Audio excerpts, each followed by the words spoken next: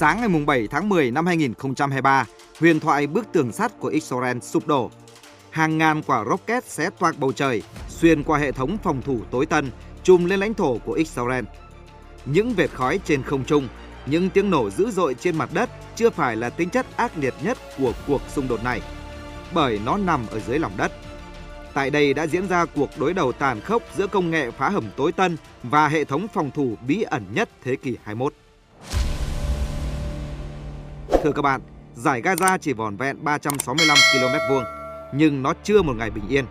Giải đất này bị phong tỏa bởi Israel và Ai Cập từ năm 2007. Hamas kiểm soát Gaza đã chọn cách đào sâu xuống lòng đất để sinh tồn. Họ kiến tạo nên một hệ thống địa đạo dài hơn 500 km. Dưới lòng đất là một thành phố ngầm với đầy đủ điện nước, kho tàng và xưởng vũ khí. Vào ngày 7 tháng 10, chính từ những miệng hầm bí mật này, Hamas đã phát động cuộc tấn công tập kích bão hòa, phóng 5.000 quả rocket gây ra cú sốc chiến lược chưa từng có.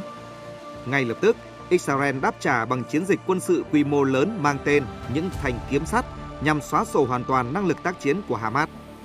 Tuy nhiên, khi các sư đoàn xe tăng Merkava tiến vào Gaza, họ đã sập bẫy.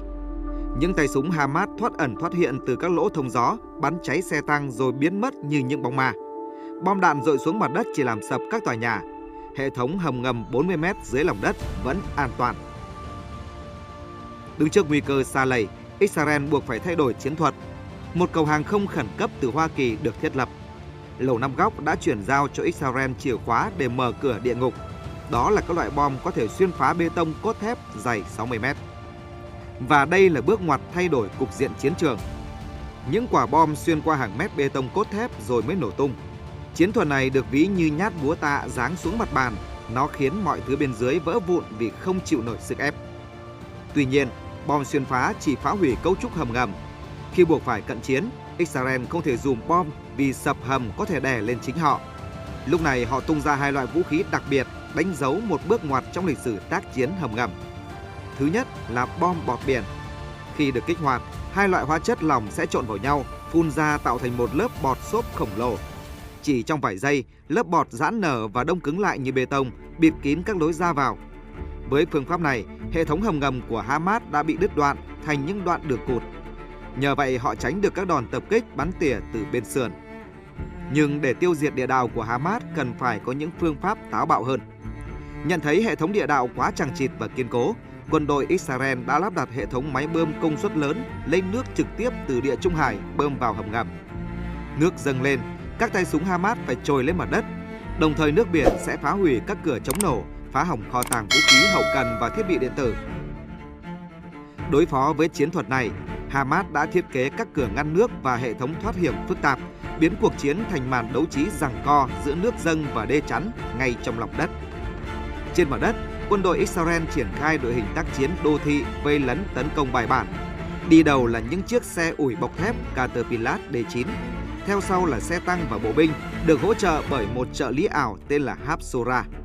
Đây là hệ thống trí tuệ nhân tạo có khả năng xử lý hàng triệu hình ảnh từ vệ tinh và flycam trong thời gian thực. Thay vì chờ đợi trinh sát, AI tự động so sánh sự thay đổi của địa hình, phát hiện những dấu vết đào xới hoặc sự biến mất bất thường của các tay súng để định vị chính xác các cửa hầm. Những tọa độ này được gửi thẳng về máy tính bảng của chỉ huy xe tăng. Nhờ vậy, hỏa lực của Israel tung ra các đòn điểm huyệt chính xác. Về phía Hamas, dù bị áp đảo hoàn toàn về hỏa lực và công nghệ, họ vẫn duy trì sức kháng cự nhờ công tác hậu cần tại chỗ. Họ đã tích trữ lương thực, nước uống và nhiên liệu đủ dùng cho nhiều tháng. Chiến thuật của họ chuyển sang đánh du kích tiêu hao, sử dụng các tổ nhỏ lẻ với súng chống tăng vác vai, dụ đối phương vào bẫy rồi kích nổ bãi mìn. Đây là cuộc đấu trí căng thẳng, giữa một bên là cỗ máy chiến tranh công nghệ cao với sự hậu thuẫn của siêu cường Mỹ và một bên là nghệ thuật chiến tranh phân tán nhỏ lẻ, lợi dụng địa hình địa vật để cơ động tiêu diệt đối phương.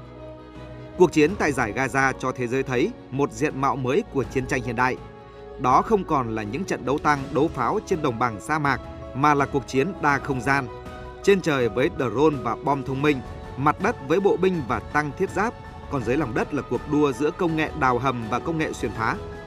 Sự xuất hiện của các loại bom xuyên bê tông đã hủy hoại mọi hầm ngầm kiên cố nhất. Ngoài bom đạn và hầm ngầm, cuộc chiến này còn diễn ra khốc liệt trên một mặt trận thứ ba, đó là tác chiến điện tử và chiến tranh mạng. Trước ngày đánh đòn phủ đầu, Hệ thống radar và cảm biến biên giới của Israel bị tê liệt. Hamas đã sử dụng chiến thuật gây nhiễu tầm gần. Các đội đặc nhiệm của họ sử dụng flycam mang theo thiết bị phá sóng gây nhiễu, làm mù các camera quan sát và cắt đứt liên lạc vô tuyến của các trạm gác tiền tiêu. Đây là một đòn đánh phủ đầu về điện tử, chứng tỏ rằng lực lượng này đã nghiên cứu rất kỹ tần số hoạt động của đối phương. Đáp trả lại, quân đội Israel đã kích hoạt chiếc khiên điện tử mạnh nhất. Bản đồ GPS tại khu vực biên giới Israel được định vị là ở sân bay Cairo, Ai Cập hoặc giữa biển khơi. Israel đã thực hiện kỹ thuật làm giả tín hiệu GPS trên diện rộng để làm mất phương hướng các loại flycam tự sát và tên lửa dẫn đường bằng vệ tinh. Tuy nhiên, nó cũng là con dao hai lưỡi vì chính nó cũng làm tê liệt cả hệ thống giao thông dân sự. Trên không gian mạng, các nhóm hacker ủng hộ Hamas đã thực hiện các cuộc tấn công từ chối dịch vụ nhắm vào các ứng dụng cảnh báo tên lửa của Israel, khiến người dân không nhận được cảnh báo khi rocket bay tới.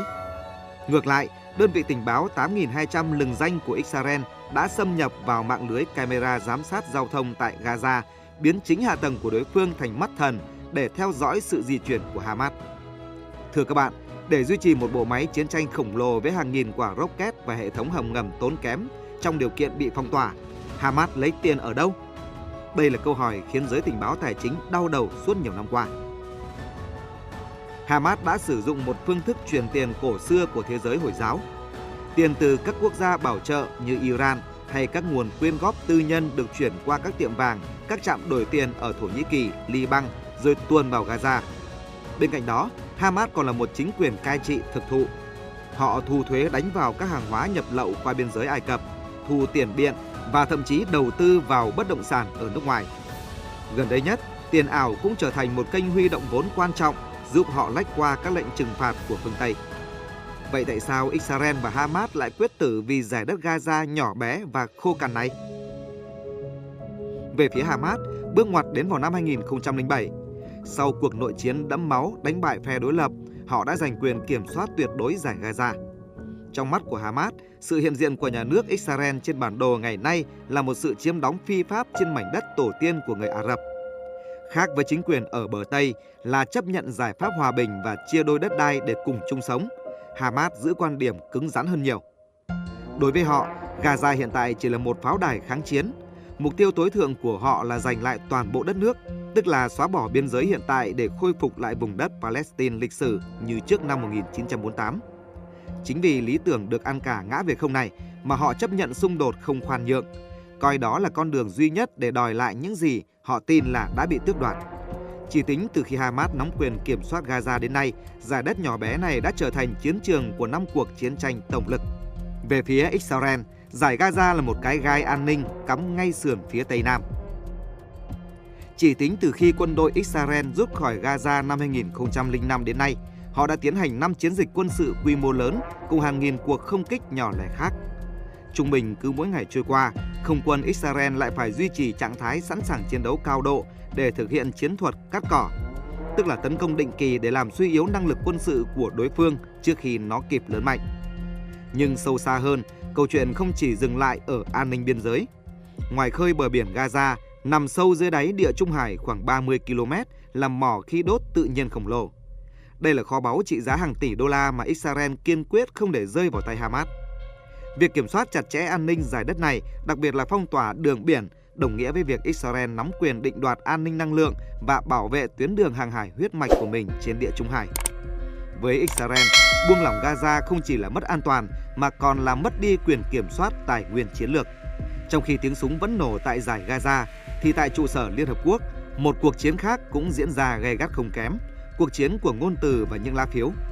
Liên Hợp Quốc liên tục kêu gọi ngừng bắn nhân đạo, cảnh báo về nguy cơ diệt chủng và thảm họa đói nghèo. Tuy nhiên, dù Đại hội đồng có thông qua bao nhiêu nghị quyết với số phiếu áp đảo đi chăng nữa, thì tại Hội đồng Bảo an, chỉ cần một cánh tay phủ quyết của Mỹ giơ lên để bảo vệ đồng minh Israel, thì mọi nỗ lực quốc tế đều trở nên vô hiệu. Liên Hợp Quốc trong cuộc xung đột này giống như một trọng tài vô vọng giữa một trận đấu mà các cầu thủ đã phớt lờ mọi luật lệ. Vậy cuộc tranh chấp xung đột này sẽ đi về đâu? Các nhà phân tích quân sự quốc tế nhận định rằng sẽ không có hòa bình thực sự, nhưng cũng không còn những trận đánh lớn. Về mặt ngoại giao, dù là các lệnh ngừng bắn tạm thời có thể được ký kết để trao đổi con tin, nhưng mâu thuẫn cốt lõi vẫn chưa được giải quyết. Israel quyết tâm phi quân sự hóa hoàn toàn Gaza, trong khi Hamas quyết tâm duy trì sự tồn tại chính trị. Khi hai đường thẳng song song này chưa gặp nhau, thì súng đạn vẫn sẽ là ngôn ngữ đối thoại chính. Từ cuộc xung đột quân sự này có thể nhận định xu hướng của chiến tranh trong tương lai. Thứ nhất, chiến tranh 3 tầng, mặt đất, trên không, dưới lòng đất sẽ phổ biến hơn. Phòng ngự trong đô thị sẽ ngày càng địa đạo hóa. Bên tiến công sẽ buộc phải đầu tư mạnh vào công binh, robot và cảm biến xuyên đất. Thứ hai, UAV giá rẻ sẽ trở thành vũ khí tiêu hao chiến lược. Một UAV giá rẻ có thể buộc đối phương dùng đạn phòng không đắt đỏ. Nó biến chiến tranh thành cuộc đấu về kinh tế, chứ không chỉ đấu với nhau bằng hỏa lực. Và thứ ba, chiến tranh thông tin sẽ là một trận song hành. Mỗi trận đánh đều có bản đồ dư luận đi kèm. Ai giữ được tính chính danh, ai giữ được đồng minh, ai giữ được hậu phương quốc tế sẽ có biên độ hành động rộng hơn. Thứ tư, chiến tranh hiện đại sẽ ngày càng giống một chuỗi đánh mạnh, ngừng bắn, đàm phán, lại đánh, thay vì kết thúc bằng một trận quyết chiến hơn thua như chiến tranh truyền thống. Thưa quý vị, bom đạn có thể xuyên thủng bê tông, nhưng khó có thể san phẳng hóa giải được những mâu thuẫn chính trị dai dẳng trong lịch sử. Và để có được hòa bình, cần và rất cần sự thấu hiểu. Nhưng điều đó là quá khó với tình hình hiện tại trên giải Gaza hiện nay.